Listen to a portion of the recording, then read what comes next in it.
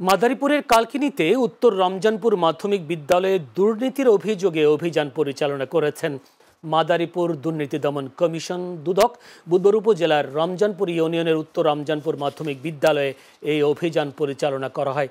দুদকের তথ্য অনুযায়ী জানা যায়, স্কুলটিতে চতুর্থ শ্রেণীর কর্মচারী নিয়োগে ঘুষ বাণিজ্যের অভিযোগ রয়েছে।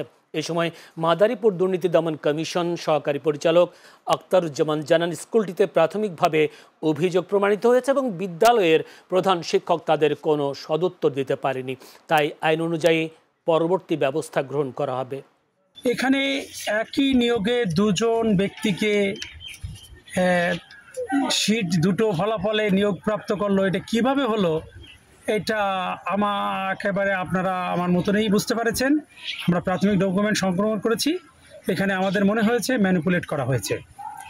আর তাদের বক্তব্য এখানে উঠে এসেছে যে এটা ঘুষের বিনিময়ে নিয়োগটা হয়েছে এবং প্রধান শিক্ষক এখানে ইনভলভমেন্ট, এবং তিনি তার সত্যতা স্বীকার করেছেন যে দুইটাই তার স্বাক্ষর। এবং এই বিষয়তে দুইজন একই রেজাল্ট, দুটোর আলাদা আলাদা রেজাল্ট শিট কীভাবে তৈরি হলো তার কোনো সদুত্তর উনি দিতে পারেননি। আমরা কমিশনে আইন এবং বিধির আলোকে পরবর্তী প্রয়োজনীয় ব্যবস্থা গ্রহণ করার জন্য আমরা কমিশনে এটা প্রতিবেদন দাখিল করব।